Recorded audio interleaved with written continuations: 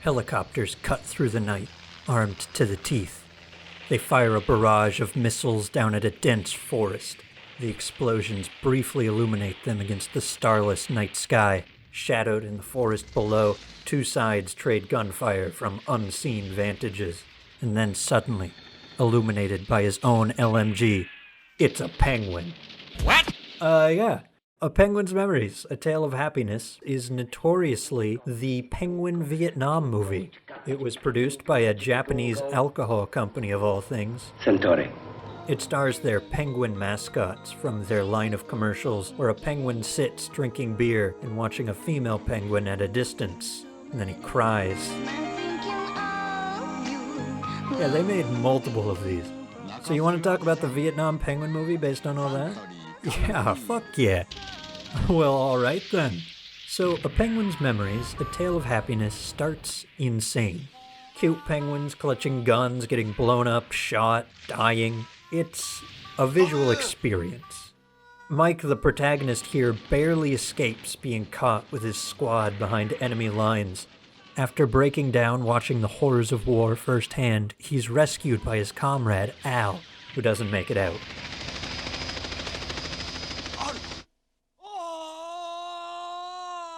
Look how cute he is. This is his death scene. When Mike returns home to his small, rural American town, he's greeted as a hero, but he doesn't feel like a hero. He's depressed. The hero worship just alienates him. It pushes him away until he abandons his hometown and sets off to wander the greater United States alone. There's a 6.5-minute montage of this wandering, where he rejects any and all sense of accomplishment and just mopes around various forms of public transportation. And this 6.5-minute morose montage only comes to an end when a female penguin, Jill, comes out of fucking nowhere and starts singing a very upbeat song with a bunch of children for another 3 fucking minutes.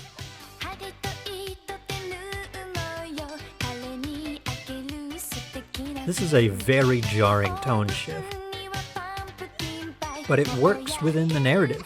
This is the character that changes Mike, that brings him out of his shell. This is the other main character. See, this is not a war movie. This is not Club Penguin Goes to Vietnam. This is a very slow, melancholy, and thoughtful exploration of PTSD and depression, told through the lens of a romantic drama about penguins. I mean, honestly, if you can get past the face of it all, look at his fucking stupid penguin face. This is a solid movie. It uses its slow pace and pretty substantial runtime at about 1:40 to fully explore its characters. Well, most of them. It sets up this penguin doctor, Jack, as a rival to Mike for Jill's affection. See, I know he's a doctor because every scene he's in, he's either doing doctor things or talking about how he's a doctor. Well, as a doctor, I hate fall. As a doctor, I could give her a better life. Well, I can't be sentimental, I'm a doctor. And halfway through the movie, he has a complete change of heart, off screen, and goes from being the antagonist to a helpful guide for the main character. Now, I do think this is a good change in service of the overall narrative. It turns the antagonist from the tropey rom-com loveless professional to a more metaphorical and introspective one, Mike himself.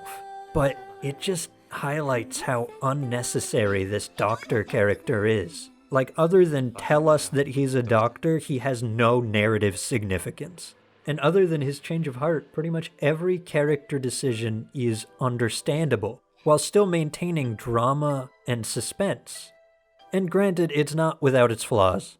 The bizarre art direction, while eye-catching and unique, can detract from scenes. Mike is very quiet and contemplative, often answering questions with single words or phrases, sometimes not speaking at all for long periods of time, which leaves you staring at his blank, unreadable penguin face, wondering, is he supposed to look sad right now? But all in all, A Penguin's Memories, A Tale of Happiness, is worth watching. It's cute and depressing and bizarre and mature all the way through. It takes what could have been a very childish and underwhelming premise, penguins going through relationships, and does something truly original with it. You can go into this thinking it's some weird Club Penguin Vietnam movie or some weird anime romance with penguins, but you'll stay to the end because it's a legitimately good movie. 8 out of 10. There's some new kids on the block. Another Weeb Soup YouTube channel has appeared, and I'm thinking I might change my name. Not because of those Weeb Soup posers, but it's a good excuse to do something I've been considering for a while.